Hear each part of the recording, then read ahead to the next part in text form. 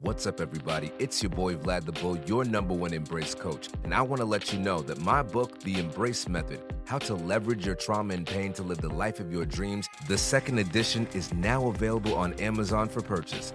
Through heartfelt anecdotes, practical exercises, and profound insights, this book will show you how to confront your demons, heal your wounds, and emerge stronger and more resilient, ready to embrace a future with limitless possibilities. Remember, embracing your pain is the first step to transforming it into power. Be sure to get your copy today. And remember, embrace your struggles, embrace your successes, and most importantly, embrace yourself. Visit www.embracemethod.com to learn more about the Embrace Method book and the Embrace Framework. Welcome to the Roots and Rhythm podcast, where we explore the essence of culture, our experiences, and a healing journey that shapes our growth and family. Through heartfelt stories about marriage, mental health, relationships, and parenting, we create a space where you can find connection, understanding, and inspiration. Join us as we explore the rhythms of life, one story at a time. What's up, everybody? Yeah, welcome to another episode of the Roots and Rhythm podcast, where we explore the rhythms of life, one story at a time. It's your boy, Vlad the Bull, your #1 Embrace coach, and I'm joined by my lovely co-host, the one and only Angie, less cybered mommy. We are in the building. Yo, okay, we are fresh off of Father's Day weekend. Why don't you tell us what your plans were for that weekend? How'd everything go with the one iota? Oh, it went really well. The only plans we had was church and hanging out with you guys. So we True. did it. We did it. Got Wallace a shirt that said it had a raccoon on it eating snacks. It's like dad tax. If I'm buying, I'm trying. If I'm buying, I'm trying. He tells the girls that all the time about dad tax. So that his favorite candy. This really like good smelling bar of soap because Wallace is really into soaps and those things. He's a scented brother. Yeah. So that we just hung out. It was sweet. And it was great to see you guys on Father's Day. We did what we always do. We go to Bill Run. Shout out Bill Run in Shirley. I love their food. I love not sponsored, but we should be because we go there all the time, at least once a quarter. Yeah, for every event. Everybody. We bring our kids. We bring our mothers. We bring our fathers if they're there. We bring everybody that we can. So I definitely subscribe to their food, and you should subscribe to this podcast right there. Click the link. Hit the thing. Make sure you guys like and follow this podcast. We are going to the top this year. 2026 is halfway through, which means that 2027 is already in the works. And we're just really excited. We're coming off of a live, our first live. Our first anniversary. 1 year of Roots and Rhythm podcast. Drop in the comments, what was your favorite episode? What was some of the favorite moments that you had and shared with us? Please, we'd love to know what that is. And let us know where you on the live. We had a lot of people on.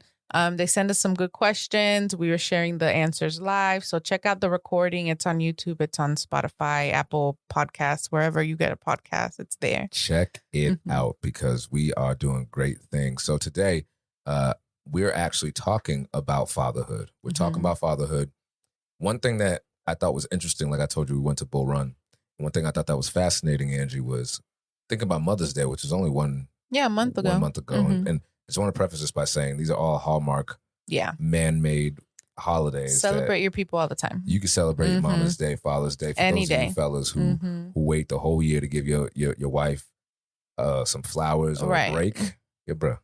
You don't need Hallmark telling you what to do. No. I don't even watch the Hallmark channel. But so one thing I thought that was really interesting in contrast was on Mother's Day. Yo, bro, when you pulled up, if we had a 10 o'clock reservation, you couldn't get nowhere. You couldn't even get in. It was busy. And on Father's Day, when we pulled up to the Bull Run, we almost were wondering, is it open? Did it close? Because there was like almost nobody there. Oh my goodness. The parking lot, you know what the parking lot looks like. It was empty. Nobody had to park in the back across the bridge. Nobody had to park across the bridge, across the street. Nobody was, you know what I'm saying? And I thought to myself, why is that?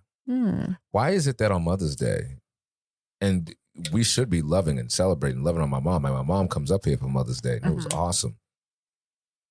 But what is it about Father's Day that doesn't quite set the industry on fire? Why aren't many dads? Now, I talked about this with Julie, and she said, well, maybe the vast majority of dads would rather just go golfing or would rather be sitting at home and not have to take their kids out and do all that. I'm like, I get that, but then what makes a mother want to do that? Well, and that's the thing. I think it's individual basis, because I know moms are like, oh, I'm so excited to spend time with my kids. You know what I want to do on Mother's Day? Not spend time with my kids. Word. I literally don't even go to church on Mother's Day. Wallace takes the children out of the house and I just veg. I am like a rotting vegetable. I don't move. Rotting vegetable. Is that the word? I don't know. What's the colloquialism? I just don't do anything, actually. I don't lift a finger.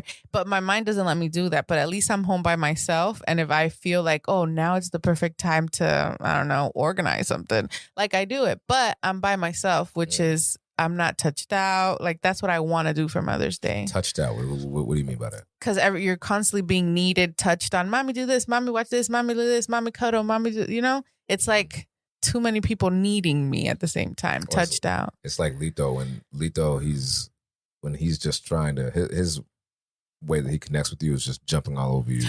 Bro, and I tell Wallace all the time, the girls' elbows, knees, and heads just zoom in on my titty. And it's literally just like all the time. All the time. They're like, literally. Zoop. Zoop, zoop.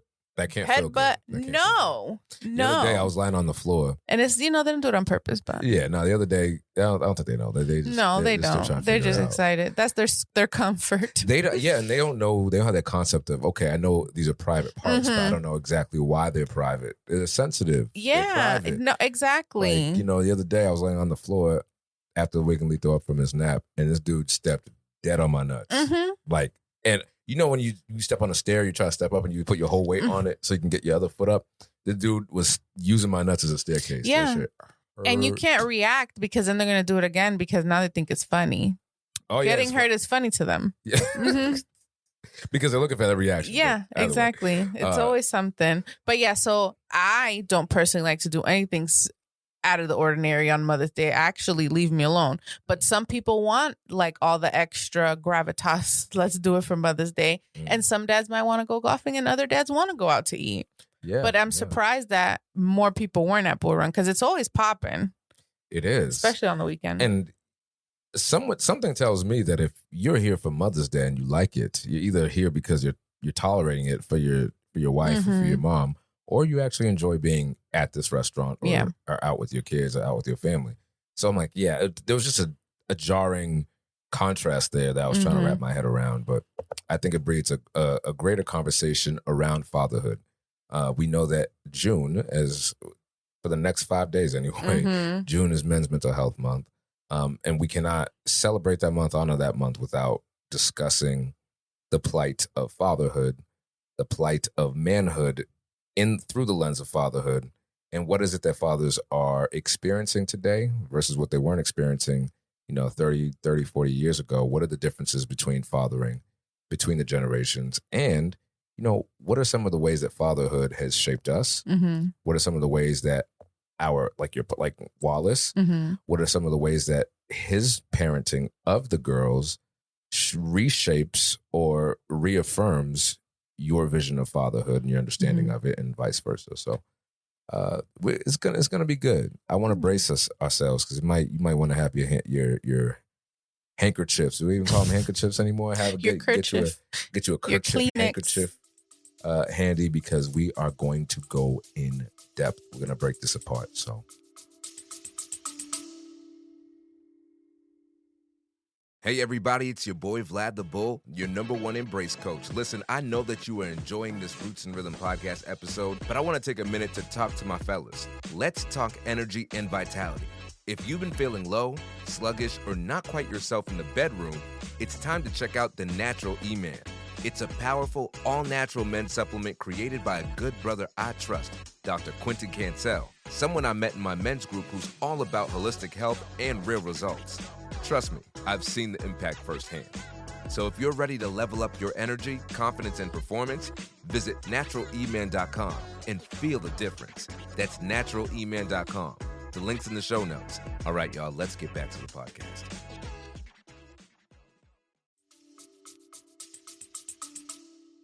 Yeah. So I have some questions here, and I know we started talking about Father's Day and what we did, but do you have a favorite Father's Day memory, either that's been done to you or that you experienced in the past, like celebrating your dad? Probably not good to ask an ADHD brain things that go back too far that are traumatic. I mean, I'd say Father's Day for me. I'll start with me. I say Father's Day for me. Like this last Sunday was really nice. It was a really, really nice Father's Day. I don't like. I'm not gonna say I don't like. I'm not used to being pampered in that. Like Julie said, do you want that on Father's Day morning on Sunday? She's like, do you want me to wake up and make you breakfast? And I said, no. Why would you do that? I could make myself breakfast. And she's like, but it's Father's Day. I'm like, oh. But no, I still don't want you to do it. I said, let me wake Lito up. She's like, no, I'll wake Lito up. I'm like, okay. And then she went to the bathroom and I just woke him up. And it's not like I'm trying to sabotage her. Yeah. But it's, I don't know. Like for me, being with my son is what I want to do on Father's Day. I don't want to be throwing darts. I don't want to be at the golf club. But actually, I will say this Father's Day was probably one of the best in memory because we went to the bull run. We had some food. We broke some bread. The kids enjoyed it. And then afterwards, Julie and her mom and Beth took the boys home back to our house. And me and my father-in-law, Pop, we stayed. And they were having outdoor music. And it was jazz. And it was all blues music. I wish there were more black people, though. Not one black. It's the bull. Not one brown face in that blues crowd. I'm like, y'all, this is cute. But okay. But either way, it doesn't take away from how enjoyable it was. And he and I just had a couple drinks and we were just talking. I got to know much more about Pop. I asked him about his childhood. I asked him about, some of the experiences he's had with the kids growing up and raising them. So it was it was really, really nice. Yeah, I love that. I don't remember Father's Day for my dad when we were younger. Really? I'm sure we made him cards. Like we always, the six of us are very creative. We used to go all out for things like that. Make cards, try to make breakfast, do all the things. But yeah, Wallace also just likes spending time with the girls. Again, very different. I don't think my dad expected much on Father's Day like that. But yeah, no trips or anything like that. Wallace is such a he's so good. Dad. Listen, Wallace is like, he was meant to be a girl dad. He was meant to be a dad, period. Yeah. Because Lito's in love with Wallace. So when Wallace leaves, he gets upset. That's why when y'all were leaving, Lito was like, I want to say bye. I know. But, my eyeball got stuck. Y'all been having that? But Wallace is so good because even when we first moved up here, before we had the girls, we'd do a lot of volunteering at our church, and it was all the little kids. And I'd walk into that place without Wallace, like if he was on tour, and they're like, "Where's Wallace?" And I'm like, "Oh, he's at like they wouldn't even say hi to me. Like he's God, and I'm like, "Good morning to you too." Yeah, good. Like thanks for acknowledging me. Yeah, I get it. I'm not fun. I don't roll around on the floor with the children. Wallace does do that, So, But yeah, so that's a Father's Day memory. And then is there something that your father always said that sticks with you? So my dad always told us two things. One, that we're first class. That was my dad's favorite thing to tell us. You're first class. We're first class. Don't accept anything less than first class. That's right. That's okay? Right. Good on your dad. And the second thing is, it's in Spanish, but I'll translate it. He said, que las cosas van de Guatemala a Guatapeor. Guatemala, the country. But mala means bad. So they go from Guatemala to Guatapeor. Peor means worse. So things can go from bad to worse real quick. Wow. But that was like a saying he always used to tell us. I love the way I know. He played on it. Oh, yeah. He's full of little sayings like that. So that's great. My dad he had a couple of choice sayings. One thing that I've been quoting a lot lately is he'll say, if you don't know where you're going, any path that you take will lead you there. Which I thought was pretty ironic because I don't think my father saw just how much that applied to himself. Yeah. But my dad was in the business of pouring things into me that were not poured into him. And I think in his attempt, it was to build me up in the way that he wishes his father built him up. Have that connection, even if he couldn't really support that beyond just saying it, if that makes sense. So like my dad would always say, always believe in yourself. I'll never forget. He taught me how to ride a bike. And he's like, we're not using these training wheels. I remember specifically, it was an image of those training wheels by the trash in the kitchen.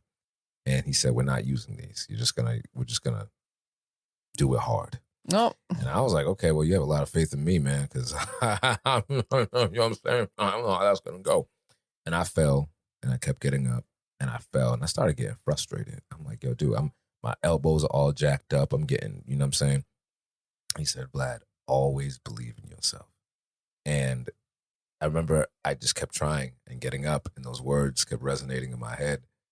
And then I eventually rode the bike, and I didn't fall. And I remembered those. And he's like, I told you, you always believe in yourself. And Dad would do that every time I had an accomplishment that he was willing to celebrate. He'd say, always believe. And it was kind of like a running joke, because I'd be like, I don't want to hear that. And he'd say it anyway, you know, that kind of thing.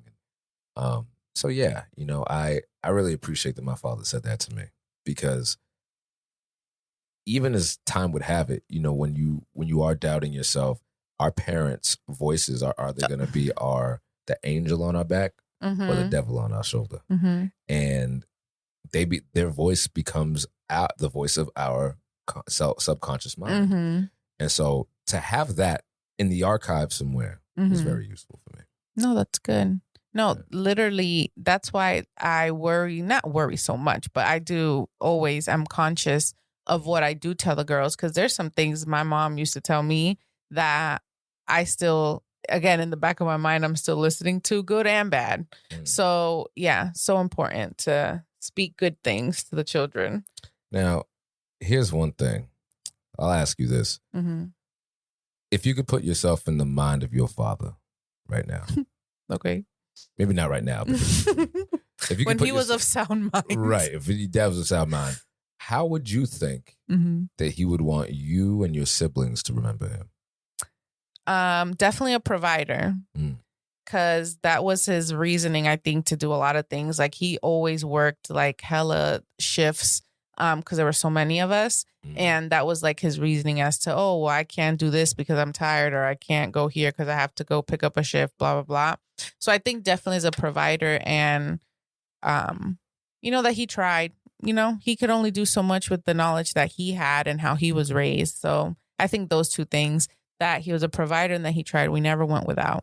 Well, we always had everything the kids had, we also had, because he was like, remember, I think I shared this in another episode, that back to school time was my favorite, because he literally let us he let us go shopping, and probably at Sears, because he had a Sears card, but we'd go to Sears, wow. And we'd go to Sears, and he'd go to like the mechanic area and get his shirts, and we'd go and literally pick whatever clothes we wanted, and 2 pairs of shoes, a black pair and a white pair, to go with all the outfits that we bought.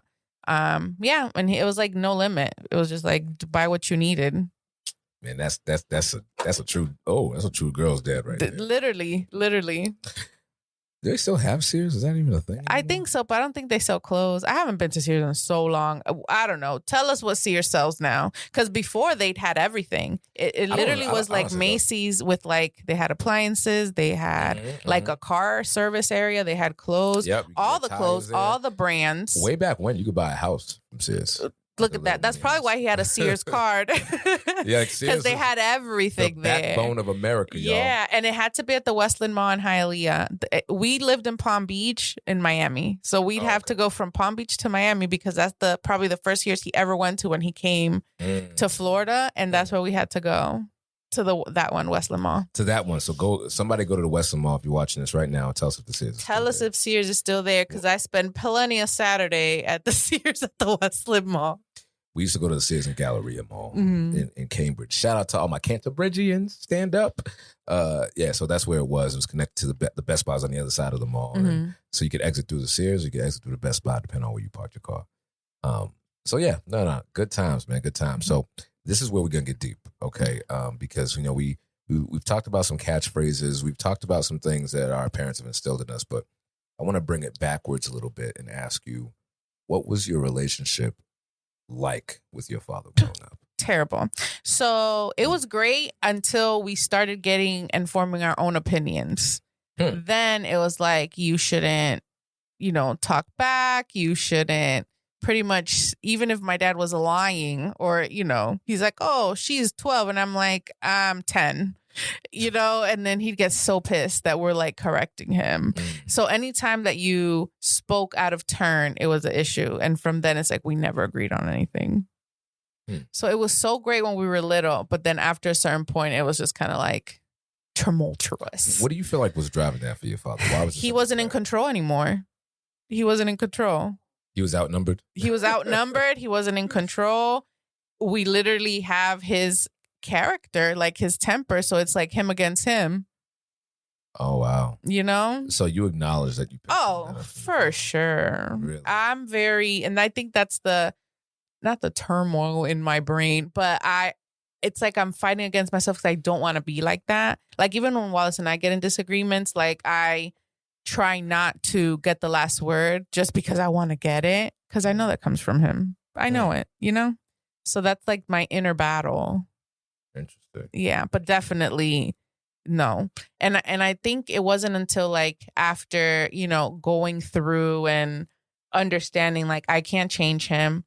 He's only the product of his environment now. He grew up, and even if he's not trying, I know that he's limited in the things that he can say, or like he doesn't have the tools to have that relationship that I'm thinking we should have. So it's like I forgave him, I moved on, and then now he has dementia. So it's like we're never going to have like that Wallace and the girls relationship, but I'm so grateful that the girls get to have that. And me and Emmy talk about the other time is like, I be hating on the girls because they got a daddy. And then and then Emmy's like, I know, can't relate. Like Wallace will do something to the girls and we're like, oh wow, can't relate. Right. Because it's nothing like it's not. Like you've seen. No. Do you feel like you've ever needed closure from your dad? With everything that's happened between you? No, and I think I don't need it anymore because I know I'm not going to get it. So I feel like I have justified and I'm okay in accepting that it won't happen because of his diagnosis. Like, well, say if I'm not going to drive myself mad trying to have something I know I'm not going to get. Well, in thinking about that, right, that closure that you would have wanted had your dad not been sick, what would you have needed him to say to you? Oh, probably I'm sorry, or I tried my best, or anything that my mom has said recently, in seeing how we're, you know, raising the girls and all that. Yeah, literally anything, Vlad, honestly. It's fascinating. So I asked that for a reason. My relationship with my father, as you know, is complicated. Yeah. And I'm going to try to explain this the best way that I can. You know, my dad, like many other men, my father was my image reflected. It was my preview to what I'd be. So I looked up to my dad a lot growing up. And I was also very profoundly confused by his behavior. And it's because my father was one way with me and then another way with my mom and my brother. And then he was another way with his siblings, right, with my aunts and uncles. So, you know, for the first 10 years, I would say, I don't know how long, a lot of my childhood is patchy, right? Like I just remember things in patches. But, you know, for as long as I could remember before my mom and my dad got divorced, my dad and I shared a bed. And I think the thought process was like I was the prodigal son. I was his only child in a lot of ways, even though my brother was literally right next door, like feet away from him, and just refused to have a relationship with him. Yeah. And so up until my parents left, I mean, I was a kid, so I thought that getting preferential treatment was great because at least I wasn't getting screamed at. At least I wasn't getting dogged like he treated my mom and my brother. But as I got older, I realized that I needed something else from him. And, you know, I've shared the story on this podcast before about how when I was 15, I ran away from home. I was like, yo, let me get out of here and get some Skittles, boy. Right. My mom said, don't come back. I'm like, bet, I'm going to daddy's house. I didn't tell her that, but that's where else was I going to go, right? And, you know, and in that time, I needed from my father for him to just be honest with me about my story of origin. My mom always told me the reason why they fought was because my mom, when she was pregnant with me, my father said he didn't want the pregnancy to move forward, and he gave her money to get an abortion. She refused, and you know she can't all these things. And so I asked him one day. I said, "Hey, why didn't you want me born?" And he said, "Who told you that?" I was like, yo, bro, does it matter, or did you not say that? Because if for some reason Lito asked me that question right now, I'd say, where did you get that idea from? That is absolutely not true. Categorically, my father never denied it. Yeah. He just asked me, who told you? And then later I found out he called my mom and was like, why'd you have to tell him that? She said, what was I supposed to tell him? Right? And so when I moved out, it was bad. It was traumatic. When I moved back out of my dad's house, he said some really hurtful things to me. And I probably said some things back to him. I think we were just both in a series of hurt. My father was seeing himself as being abandoned. Everybody had left his side, not really seeing his part in it. So, it was after that move out that began the real long stretches of time where I didn't hear from my father. And so it would be nothing for me to go a month, not know where he's at, not know what's going on with him, a couple months, whatever. I saw my father this last May, like on his birthday. His birthday's May 29th. And that was the first time I'd seen him in about a year. And it was really great. I felt like a little kid again. Yeah, right? And you guys hung out the whole day. Yeah, we got to walk. We went to my grandmother's grave, my aunt's grave, my Uncle Eddie's grave. And we just talked. And we talked like men, right? And I realized that my relationship with him now is very different than it was when I was a kid. Yeah. When I was a kid, I wasn't empowered to think. I just had no choice but to experience. And I had questions, but if they didn't get answered, it was what it was. But now I'm in a different position where, because I've responded to my story and our relationship in the way that I have, I'm in a position to teach. That doesn't mean that he's going to listen to me. But, here I am trying to tell my dad, you need to make things right with my mom. You need to do this. You need to do that. Like, life is short. Like, I'm schooling him or I'm giving him, things that to think about, I would say, maybe not schooling him. And yeah, it was just complicated. It's complicated. And I mean, I love my father, man. I just spoke to him this morning. We had a great conversation on the phone. A lot of it's just check-ins. My dad just asked me the same questions. How's Lito? How's school? How's this? And at first when he was doing that, it didn't really start happening until he got older. I'm like, why you asking me the same question you asked me 2 days ago? And it was like, it's not like when you ask me, does Lito still have his appetite? It's not like he just lost his appetite in a couple of days. You know what I'm saying? But that is the basis of our relationship is those questions. And yeah, it's complicated. Yeah. I think a lot of people have complicated relationships with their parents, with their dads, unless like the dad, and hopefully I'm going to phrase this the right way, but unless the male, the father, puts like their ego aside a little bit. Because I feel like in a lot of relationships, it's like, hey, when you said this, it hurt me. And ego would say, well, why did you take it like that? That's not even the way that I meant it. Versus saying, I'm so sorry. Like, what can I do to repair that? And I think that's like the squabble that dads, especially with sons, get into, because it's like, this is what I needed from you then, didn't get it. And then they're like, well, too bad. You know what I'm saying? Instead of like the back and forth, like, well, I'm sorry, like, how can we move forward? Right. And having that rapport. Because again, I saw it with my dad and my brothers. Like, my dad kicked my brother out of the house when they started. Like, he didn't like our opinion, but I feel like he's like, oh, they're a girl, they're going to stay here. He kicked my brother out, and Jose lived with my oldest brother for a long time. Oh, wow. Wow. Yeah. How was that for you? Terrible. I hated it. Did you express that to your dad? Yeah, and I didn't have an opinion. Like, I didn't have a say into the situation. Yeah. Has your brother, is Jose, right?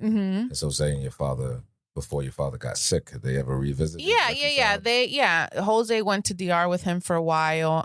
He took care of him for a little bit after he got sick. And I think Jose's in the same place as me. Like, we accept that that's what it was, and we have moved forward.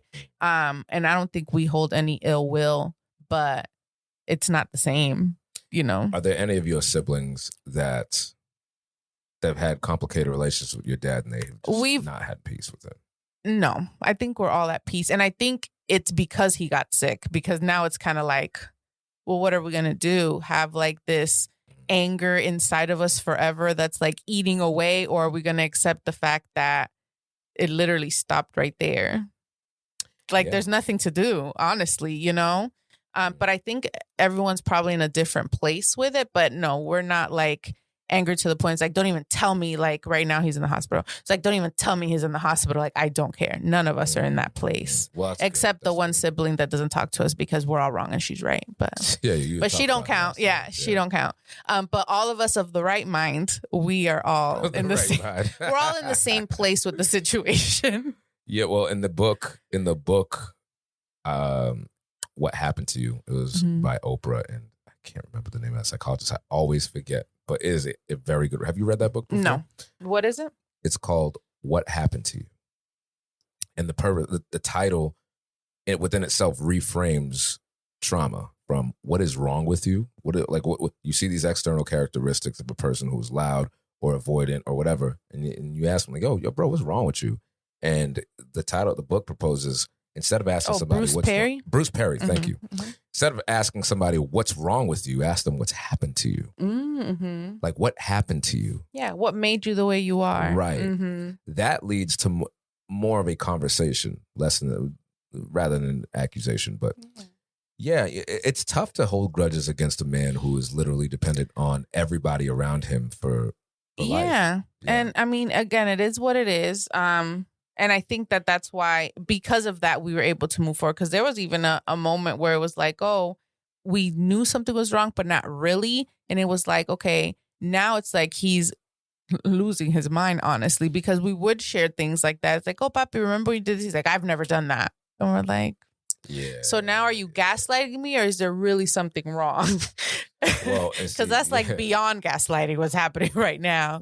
My father did that. So actually, last year we had a conversation about we were having a conversation about this whole saga between him and my mom.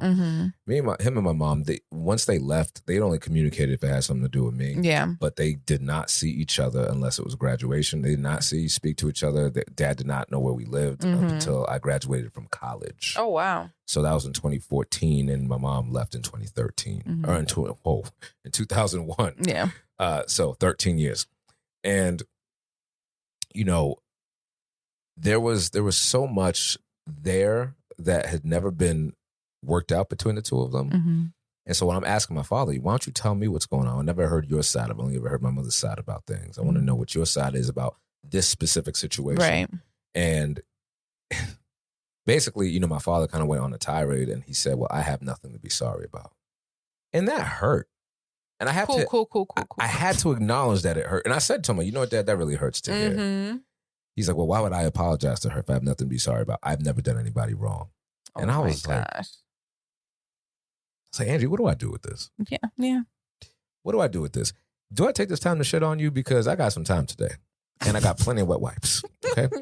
I got mad wet wipes. Yo, we buy our wet wipes from BJ's. And sometimes you get $2 off with the coupon on the BJ's app.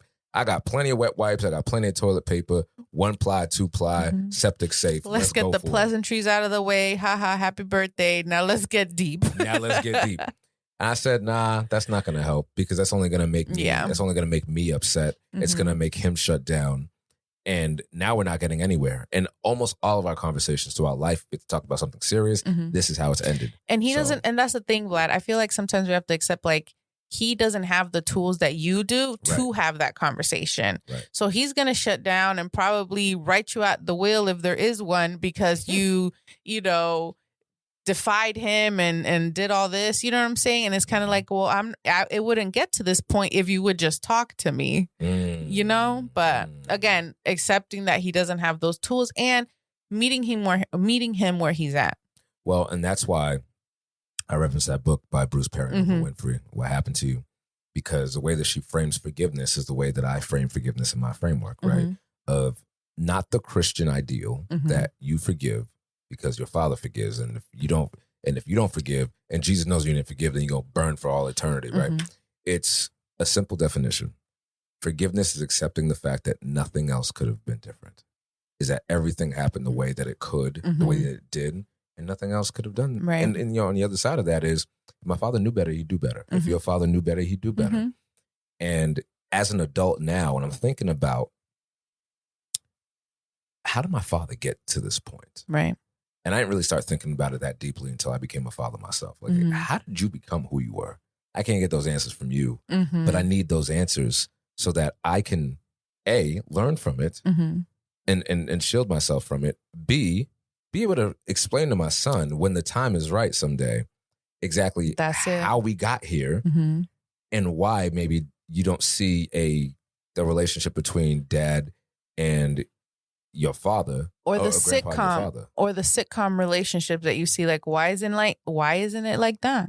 Yeah, that was like my biggest thing. Why don't I got a daddy that takes me to the park? That's a big one, man. That's a big one. Yeah. And I'm like very anti-time travel. I don't know if y'all knew that. Wait, yeah. What do you mean anti-time travel? Yeah, like it just freaks me out. Like, but what I want to say, why I brought that up, is I would love, if time travel does happen and it's real, a time machine to go back to those times, like with our parents, to see the actual things. Because again, we weren't there and we could only go by their stories, to see what actually happened. Were you really mistreated? And that's why you are the way you know what I'm saying? Just to figure out like the why behind everything, especially with my dad now that he can't tell us. And we know some stories because again, he never shut up when he was, of sound mind. He told us a lot of stories and a lot of things, but it's like, and he's the baby. So it's like, there's no one. Family. Yeah. Oh, so wow. Imagine there's no one else for us to go like, hey, your brother, how was he when he was little, So I would want to time travel just to see all that. Like, I think it'd be so interesting to see like what made him the person he is. Now, on the topic of what made your father who he is, in thinking about the parts of him that were great and not so great, what are some of the strengths that you feel like your father has passed down to you? What are some of the things that you were fortunate to have? So definitely being like a great friend, a great, like to show up for people when they need you. Like, listen, we went to so many funerals when I was little. Oh, wow. If someone died, my dad was there. Okay. And he would always send a big old thing of red roses. Always. Classy man. Okay. And he was just always there. When people would come from Cuba, like during like Guantanamo and all that in the 90s, their first stop after they left Cuba was our house. Like our house was the halfway house for all the half of Hialeah stayed at our house. Half of Miami stayed at our house before they got their lives together, found a job, went out and built a life. So were these people that your father knew? Yeah. Relatives, friends, like just people. Wow. And yeah. So, and then I've had so many like memories of, and my sisters will probably share too, memories of people that come and they've never had cereal. They've never had milk because it's Cuba. They never had ham. And my dad would buy all this stuff. And like, that was his thing. It's like, you've never had this. And then it's wow. they're eating ham for the first time. And they're eating, again, just kids, because kids will also stay at our house. And it's like, they never had cereal, Vlad. Wow. So like just being so generous and like giving.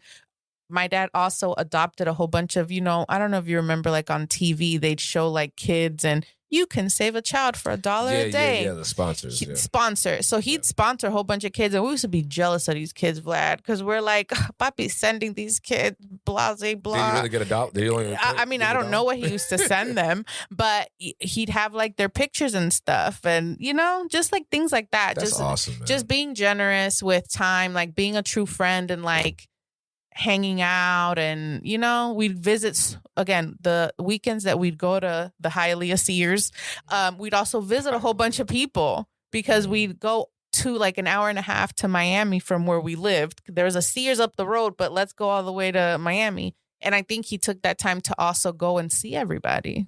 Like we'd make our rounds with all the kids. So it sounds like your father was a really charitable man. Charitable and the life of the party. Yeah. Mm-hmm. So what do you think went wrong? Like what happened?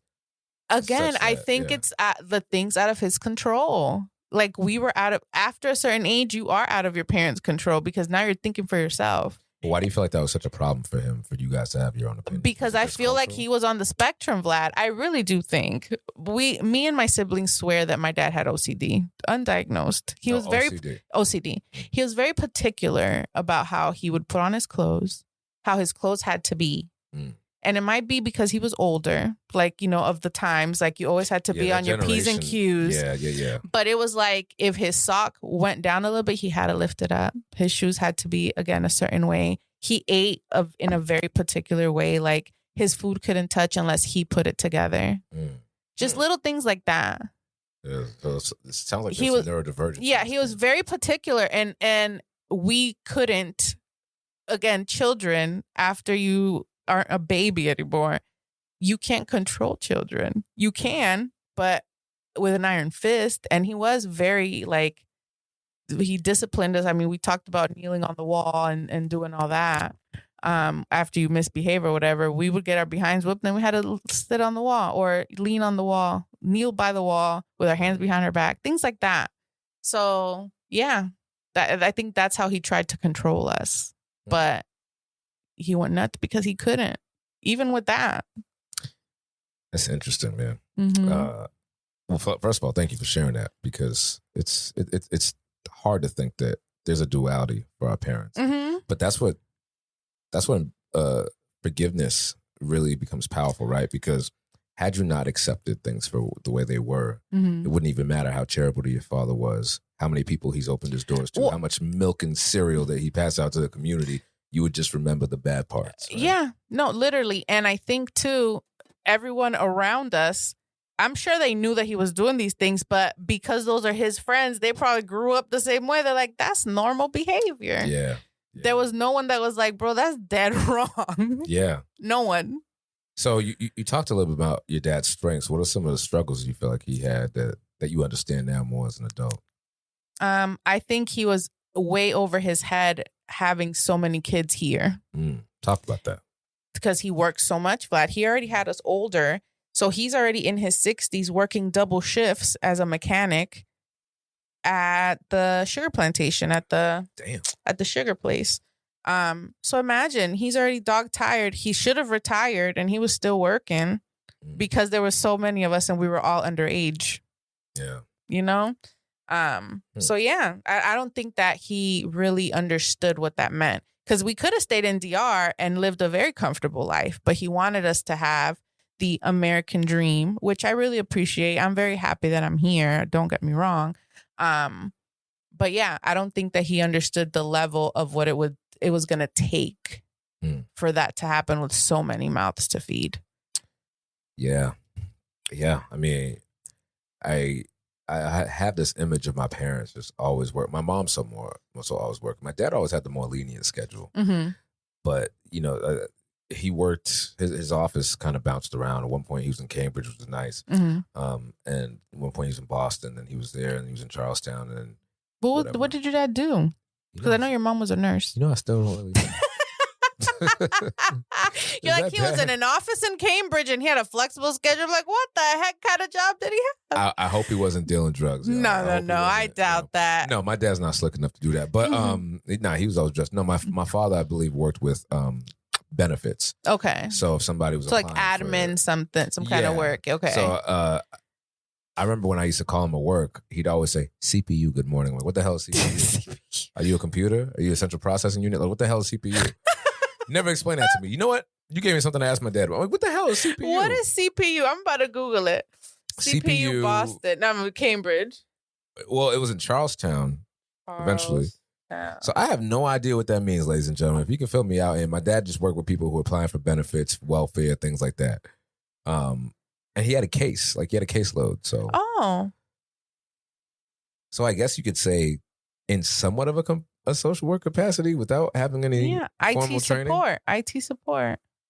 I don't know about that. I'm going to talk to him more about it when I see him. But Wizard CPU, trusted IT provider in the greater New England area. I don't know. CPU My father always said it so quickly too. He's like, CPU. Like, come again. Who would I call? CPU. Like, huh?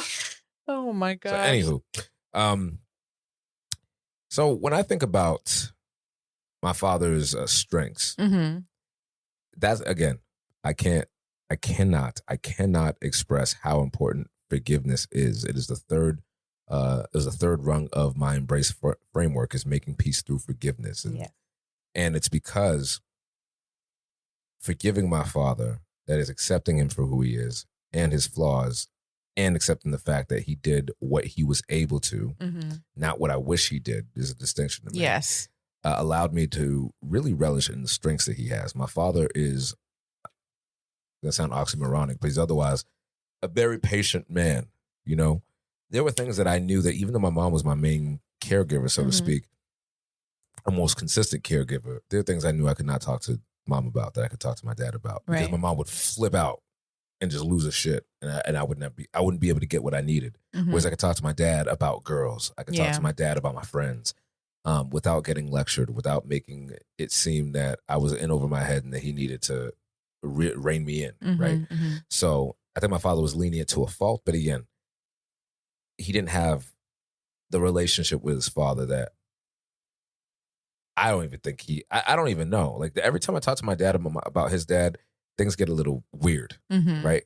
And sometimes I feel like he makes things up just so that he doesn't have to admit that it wasn't what he wanted it to be. But either way, my father loves classical music. My father's very well dressed. He was always clean shaven, out the door. 4 a.m. my father would be up. Oh, wow. 4 o'clock in the morning, he'd be up. He'd walk I don't even know how many miles, and he'd be back home, showered, in his clothes, well dressed. You know what I'm saying? Not a suit and tie, but dress shirt, slacks, and he'd wear his shoes, and my man would be out the door. My father looked the part, but he was very disciplined. Yeah. And outside of all of my issues with him, those raw personality traits, I honor those, because guess who's getting up at 4 o'clock in the morning? Yeah. Guess who's walking? Like, every time I walk now, I'm trying to beat my father's record. And I feel like a little kid. I'm like, yo, Daddy, I took my walk today and I finished my 4 miles in 55 minutes. Have you ever done that? And he's like, oh, yeah, you know. You will never give me the sauce either. You're not going to be like, nah, son, this is what you got to do. He'll never give it to me. But I could tell that he's low-key proud. So and my father's always eaten well. Yeah. Even though he didn't cook for the family, like ever. He cooked for me when I lived with him, and I'd come with his on the weekends. But my father was what some people would call the low-effort dads. He was literally not. Well, let my mama tell it. My dad taught her how to cook. Really? My dad probably cooked one meal for us when my mom was visiting her mom. That was it. But when my mom would leave, and my dad was in charge of us, he'd always alternate between KFC and Chinese food. Those were the two things that he'd buy when it was his turn to make food. KFC and Chinese food. Why does that sound familiar? That sounds kind of familiar. You know, one day is KFC, one day is Chinese food. Yeah. So it's funny. Yeah. And, you know, everybody has different strengths. So maybe cooking wasn't your father's. I don't think he knew how to cook for so many people, which is all the kids. Because when he taught my mom, it was only him and her. So it was like, okay, small batch. Yeah. Yeah, you know? And I think he was just like, here you go. Easy peasy, easy cleanup, no dishes, no nothing. My father, whenever he'd make a meal for me, he was really big into rice-a-roni for some reason. And I liked it, I guess. You know, if the texture's right, you know, you can get me anywhere. But he always said, Vlad, here's the food. It isn't edible. It is uneatable. You will die if you eat. I'm like, do you want me to eat this? Really? Like, do you want me Way to to make it appealing. Yeah. I'm like, Dad, are we eating, or are we just reporting what went wrong? And it was always fine. It was always good. Dad actually wasn't a terrible cook. Yeah. Okay. I never ate anything. I was like, ugh. No, never. So those are his strengths. And I'm happy and proud to say that I've adopted those. You know, I don't think I'd be the disciplined person I am with my fitness, the way I eat, and even to some degree the way that I dress without my father's influence. I also enjoy classical music, just like he did, because I listen to classical music all the time. But my father's struggles are another story. Yeah. And I understand them now only because I'm a father. I didn't understand them when I got married. I didn't understand them before I became a parent. I just did not understand my father, because I was still in a space where I was lacking what I needed from him. And from that lacking, everything he did was wrong. Yeah. Everything he did was not good enough. And it wasn't really, actually, I'll say this, the prelude to this was when my aunt died, his sister died. And she was the one who owned the house that we grew up in. And when she passed away, all of his siblings were in the house. Some of my cousins were there. And this is a big deal because when Tatakling died and she left the house, we talked about this, I think, on our second episode. Oh, yeah. They lost a lot of money. They lost a lot of money, you know, whatever. I saw my father had this he had this thing about him. He's like, okay, my sister owns this house, so everything that she has is mine. Mm-hmm. But at the same time, if something breaks, I ain't gonna fix it. Yeah, because this ain't my house, even though I'm staying here. Right. Oh, okay. So, you know, the other day I told my dad, I'm like, because they were talking about my aunt, and he was like, oh, well, she wasn't cut. He was saying something that was unsavory about her. I'm like, Dad, you literally had a broken toilet. You could smell this toilet from another zip code. And he's like, a broken toilet. Now, you know when people, somebody's lying and they're trying to find a way to curb the argument, and so they're just repeating what you're saying back to, like, a broken toilet in my apartment? What city? I'm like, Dad, where have you lived in Cambridge for 40 years? The only city you've ever been in, please. No, Dad, it was in Port-au-Prince. So what do you think? What are we doing here? Anyway, but I said to say this. When my dad was talking to his siblings, he needed to get the toilet fixed. Mm-hmm. And my uncle was talking to him. He's like, and he's the youngest sibling. He's like, yo, just fucking get this and do that. Mm-hmm. And then my dad would be like, okay. Was it this? And he wrote it down on a piece of paper. He's like, yeah, get out of my face. Something like that. And my father would just put his head down and just scurry along. I've never seen my father talk to like that. Mm-hmm. And when my grandmother died, when their mother died, the other younger brother was flipping out because he didn't get to choose the my dad had grabbed a pamphlet at a funeral home saying this might actually be helpful. And because my uncle wasn't the one to do it, he was like, ah! He was literally throwing a big boy tantrum. And my father was quiet. I've only ever seen my father in tense situations being the aggressor, not the aggressed. So I'm like, yo, it made me see my father in a different light. And then it clicked to me that, wow, my father, his proclivity to disempower, to control, to, stir up trouble, turn narratives, turn me and my brother against each other, me and my mom against each other, and all this. Outside of what happened to him as a kid, he was disempowered continuously by his siblings. Yeah. And he's older than them. Some of them he's younger than. But, I'm like. Yeah, so in order for him to get control, that's what he did to you guys. The only place he had some sort of control, and even then he didn't have it because your mama left. Yeah. And I think that was the last straw for him, right? Because he's like, well, they disempower me, but they're all I know, so I'll do what they say. I can control this woman, and I can control how chaotic this environment is. But now she's leaving. She's taking that positioning out of my hands. Now I have no control, and I have to sit with the fact that I don't have control. And I brought her from Haiti, and look what she does to me. Yeah, which is what he's been saying. I know. Messages. That's why I said it like that. I'm like, wait, how'd you know that? I was like, man. So those struggles I understand now, especially as just like you say, you think your dad was undiagnosed OCD. My father and my brother are the same. They're literally the same people. And for somebody who did not raise his son, they're literally the same people. They stand the same way. They almost recluse the same way. They almost talk the same way. And my brother's on the spectrum. Yeah. So do with that what you may.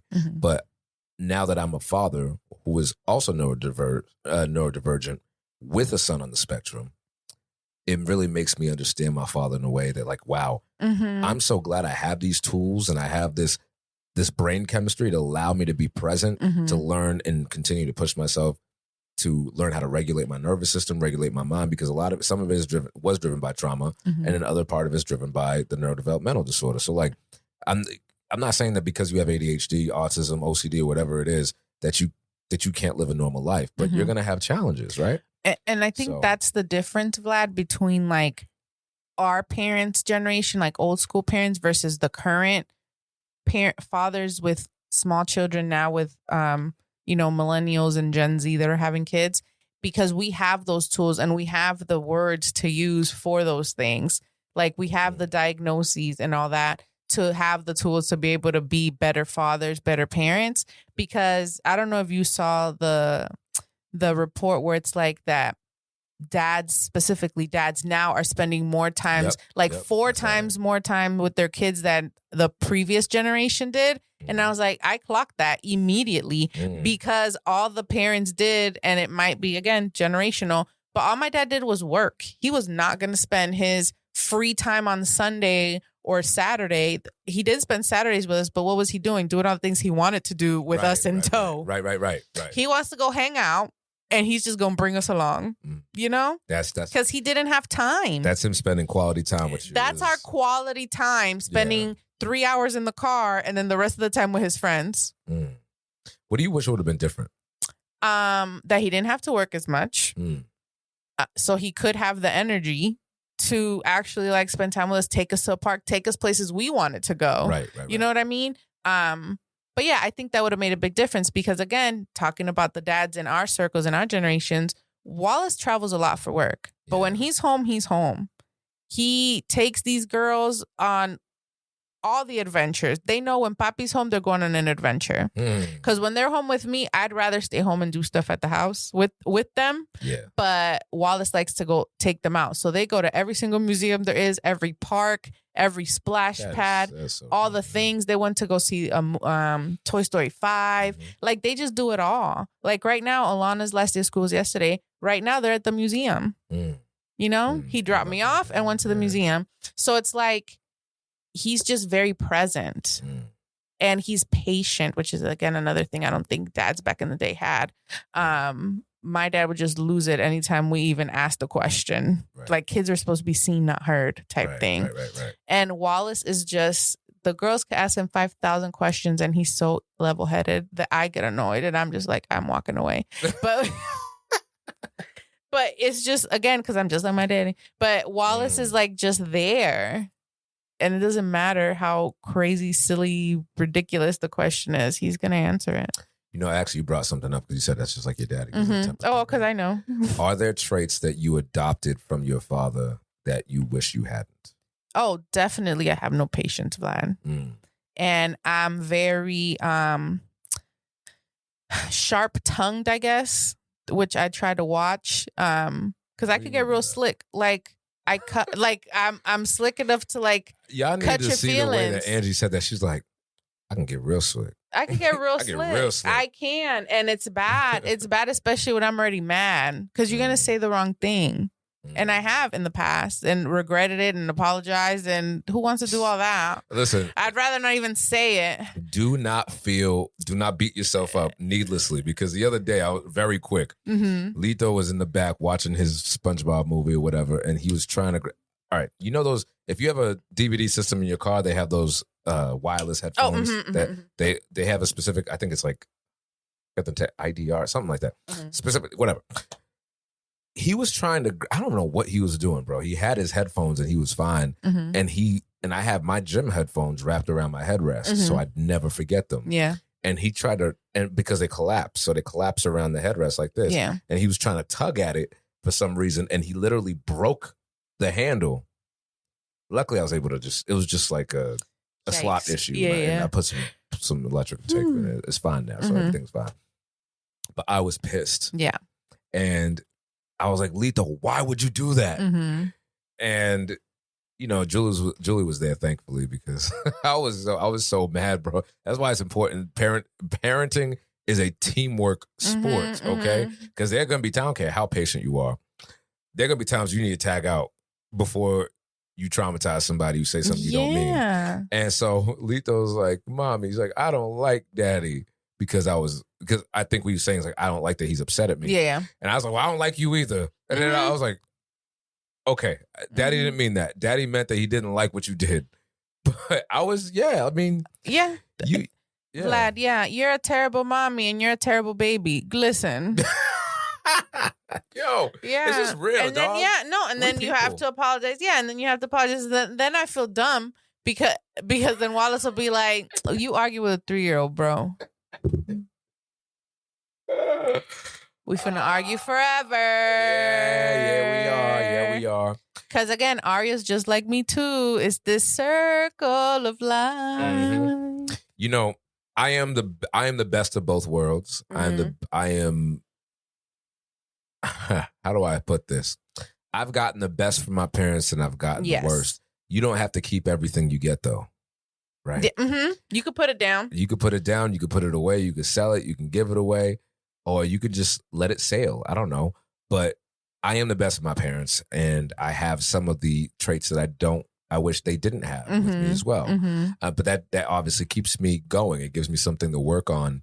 For example, my father, when my father doesn't want to be bothered, this dude disappears. And when I say disappears, you cannot call him. You cannot pull up on his house, ring his doorbell. He would not answer. If you talk to him, he'll act like you're not there. Yeah. My parents both do that. And so when I am upset, and this happened recently between Julie and I, we had to break it down. There were days before I could tell her, this is why I'm upset. Yeah. And so subconsciously, I was stonewalling her, not saying anything. Because my mindset is, if I haven't, dealt with this, and I haven't been able to bring language to it, I'm just not going to say anything. Because I don't want to be like my mom and my dad. Yeah. All the while, me stonewalling and not saying anything is exactly what my dad was doing. That retreating is exactly what my dad used to do. So that's something that I adopted that I wish I didn't have, but it's something that I have to heal so that my son doesn't observe the same thing. Because part of it is hereditary, but the other half of it is observed. Yeah. So, and you're making the choice to do that. Yeah. I know this is what I'm doing. Am I going to continue doing it? Is it serving my wife? Is it serving my family? It's not. It's not even serving me, dude. Yeah. So yeah. But my father also, he wasn't able to apply it at home, but he had a big heart. He would come back from work and tell me these stories about the people he helped. I don't know if it's because of stroke was ego or because he genuinely enjoyed helping people through their problems. And people, he said, would confide in them things that he didn't expect. And I admired that about him. And I can tell that my father, deep down, beyond all the wounds and all the maladaptive ways that he coped with life, my father deep down is a good person. And if you could see the person for who they are beyond the issues are there. I can't, no matter how much forgiveness I have, no matter how much you can see your father in the vulnerable state that he's in, you'll never be able to undo the damage that he's done. It's learning how to cope with the void that he left, all the while healing yourself so that, I don't really like the term anymore that will be whole. Like I make myself whole, because trauma leaves scars. Yeah. And some of those holes you won't be able to avoid, but you'll at least stop bleeding. Right. So yeah, man, it's complicated, but I also, because I'm not perfect, if I have ever done something or will do something to upset or harm Lito, I want him to be able to come to me. And I don't want to be cut out of his life. Exactly. And when he does come to you, for you to have make an environment where he's able to share and not feel like, well, I'm never sharing that again. Like for him to come back and share things, and for you to, accept it and, either change the behavior or apologize for it if it's something you can't change. But yeah, keep the communication open so that relationship could continue. Because I think that's also like my biggest thing. I don't want the girls, like there's like a saying, it's like how, there's going to be a time where your kids are going to be out in the world and someone's going to ask them about their childhood, and they're either going to flinch or they're going to be excited to talk about it. So how is what you're doing today going to impact that conversation 25 years from now with someone else? So I'm always thinking like that. Like, okay, me being a bitch right now is not conducive to what I want them to be telling their friends. Because who's going to want to come to that bitch's house for Thanksgiving? Oh yeah, for real. Yeah. I'm being a bitch right now. No. I want it to be warm. I want it to be loving. I want them to want to bring their people over and be like, no, you got to meet my mom. Right. You got to meet her. She's funny as hell. That's what they're going to say. She's funny as hell. Let's go see my mom, Now, here's a question for you as we wrap. And this is for all the fathers listening to this podcast right now, can fathers be dutiful fathers, right? Good father, dutiful, effective, whatever, however you want to express that. Can fathers be good fathers without being emotionally available? No.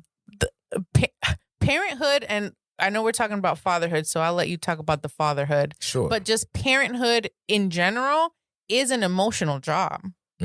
We are teaching the kids, we're teaching the kids, our children, even their friends, how to regulate their feelings. So how are we going to do that without us being in touch with those feelings ourselves? Like it's a constant thing of learning and unlearning and then teaching. That's what parenthood is. What is the good that I was taught to keep? What's the bad I need to unlearn? And then we want to make them better. So you have to be emotionally present, especially when it comes to having girls. This is just an emotional battlefield at the house sometimes. And that's why I'm so grateful for Wallace, because he has the patience to deal with that. So no, you cannot, unless you want to do it the wrong way. Well, because I asked because there are videos on Instagram I've seen about there are boomers that come forward like, all these millennials, these kids, and these Gen Zers are coming forth and they're saying that they talk about their childhood as if they survived some sort of horrific accident when they had clothes on their back and food in their bellies and a roof over their heads. And so for many men, we always see the socialization of us as being providers, protectors, and coverers as I'm doing exactly what I'm supposed to be doing. I don't owe you anything. What's that scene from Fences? You ever see that scene? Fences, the play? Yeah, but I didn't see it. So Denzel was like, he was talking to his son because he played the role. I think James Earl Jones actually played the role of this man before, this character. And the son was like, well, Dad, I don't feel like you like me. He's like, and he said, what part of the deal was me liking you? I don't have to like you. He's like, but what I'm doing right now for you is providing for you. I'm just paraphrasing now, but providing for you, giving you clothes, making sure you're fed, keeping you out of trouble. Like that is love. I don't gotta like you, but I have a job to do. And it was widely applauded. I've seen people like, oh man, that's such a great scene. And I'm like, but if we focus on that one segment of what he said, I don't like you, that's problematic.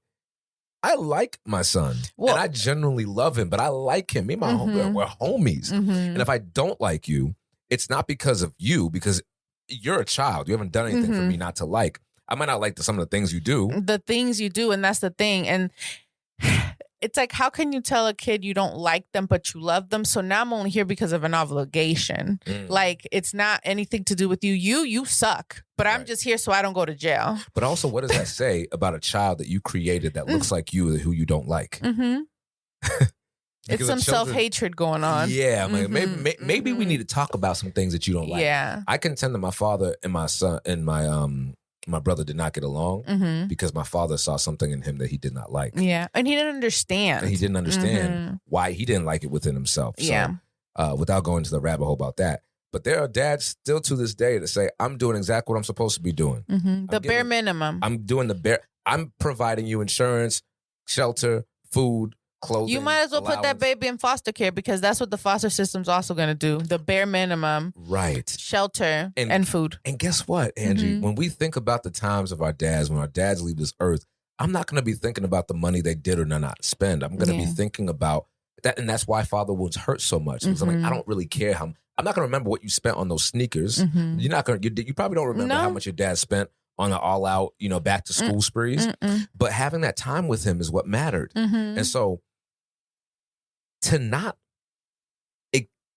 expressly think that being emotionally present for your child, being available to ask questions, to have fun, to be vulnerable, all that stuff, to think that that's not a part of the process.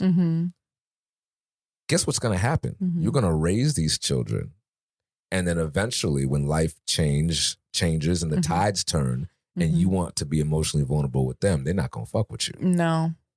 And that is exactly why it is.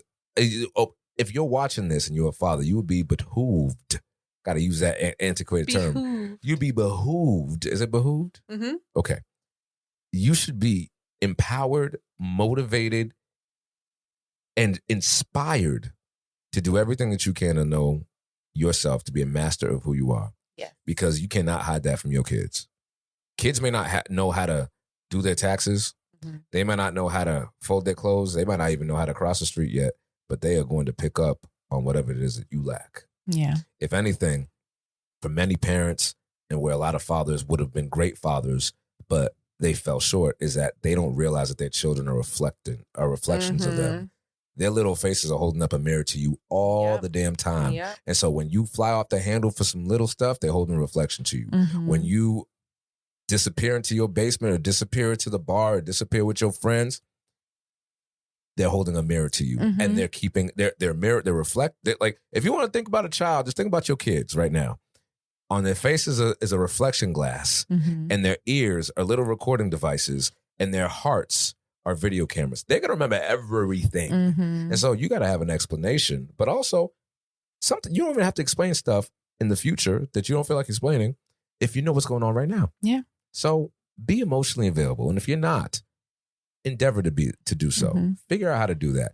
Yo, therapy. And there's so many resources now. That's why for older people, yes, they should, but they didn't have the same tools we have now. Yeah. So that's why I can't get that upset at someone that's in their 80s, like our dad. They don't have the tools to be, as maturely and emotionally present as we are expected to be now, with our own kids. So yes, seek the help, read a freaking book. There's so many books. And we can probably add some resources to the tag of this. We're going to drop some resources in the show notes. But also, just to piggyback on what you said, sis, if you're a dad or an expecting father or just a man who wants to be the father you never had, you're going to have to do some things that you've never done. Yep. You're going to have to surround yourself with people that your father didn't surround himself with. And I would not be the dad I am today without my village, but more specifically without dads. The dads in our group, shout out Jeff and Alex and DeAndre. Am I missing anybody? I don't even know. Wallace should have been the first name. Okay. Wallace, Jeff, DeAndre, Alex. What? Okay. I'm like, wow, I feel like I'm forgetting somebody very important here. And yourself, Vlad. You're a good dad too. Yeah, well, but these guys show up for me. And when we have this group chat, we're affirming each other. We all wish each other a happy Father's Day. Yeah. And if there's a dad that's being a shitty ass dad or a shitty ass husband, check him. Check them. Because this dad problem, this husband problem isn't going to get resolved because the women are nagging. The good men have to be accountable or put them accountable, the bad ones, and let them know like, hey, what you're doing is wrong. You need to step it up. Hey, heard what you said to homegirl or to your kids. Not right. Fix it. Apologize. Hold each other accountable. Men. And it goes both ways, right? Because women, the same thing could be said about women. Mothers but we're more susceptible to do that though, to each other. Yeah, men don't talk about these things. You guys do, but women are more susceptible to be in community. But that doesn't mean that they're holding each other accountable. There's a very big difference. Fair. So, but we're more likely to do that. So essentially, what the message is, ladies and gentlemen, is that if you're a mom who needs other mothers, you better get you an Angie, because Angie will pull up on you when you are doing well, and she will pull up on you when you need to be checked. And I've seen this firsthand. Yes. Surround yourself with the people you aspire to be like. I love it. I love it. So there's some, for the fathers out there, final thoughts. You are loved, you are appreciated, and you can do what it is that you aspire to do with your kids. But it's going to require some conscious effort. It's going to require some conscious connection. Yes. And some conscious forgiveness. That is all I got. Anything else from you, sis? Yeah. You're doing a good job. And if you feel like you're not, what can you do to be better? We have the time. We have the resources now. So do those things and you'll be okay. You will be great. Be the change you want to be in the world. Not to make it corny like Michael Jackson, but, all the things. Make that change. Anywho, that's all we got, ladies and gentlemen. Thank you for listening to another episode of the Roots and Rhythm podcast. These stories are what fuel it. So make sure you like, you subscribe, and share us your favorite fatherhood story. And if you got stuff, light us up on YouTube, light us up on Instagram, light us up on TikTok. We want to bring these conversations to as many people as possible. It's your boy, Vlad Bull, your number one embrace coach. And Angie, la cyber mommy. We are out of here. Stay rooted. Yeah. Thank you for listening to the Roots and Rhythm podcast. Make sure you like, comment, and subscribe so you can stay notified for all of our updates, including new episodes. Until next time, y'all, stay rooted. watch, so it's counting my steps. It's pretty cool. But I need new tennis shoes, Vlad. I've had my tennis shoes since probably before Lana was born. So do you have any recommendations? I know you're on your fitness all the time. I used to think that you had to spend at least $150 on shoes, sis, in order for you to actually get some quality ones. But I'm telling you, these new shoes that I tried out, it's like you're walking on air. Matter of fact, you don't even remember you're walking on them at all. It's like you don't even remember you put your shoes on. One time I thought I was barefoot. I'm like, yo, where's my shoes at? Oh, I love that. And are they light? Oh, they're super lightweight. They make my old shoes feel like dumbbells by comparison. I'm telling you, these shoes are comfortable, they're lightweight, and it doesn't even feel like you have them on. And on top of that, you can wear them anywhere. They're designed for people who are on their feet all the time, for the moms and dads who are chasing around the kids. So I would highly recommend them if you're looking for something new. So what are they called and where can I get them? You can get them at standplus.com. You go to standplus.com, put in our promo code 80X for an exclusive discount off of your next pair. They are the best all-day recovery shoes, so go ahead and get you a pair. I'm excited. Thank you, Vlad. Come on, let's do it.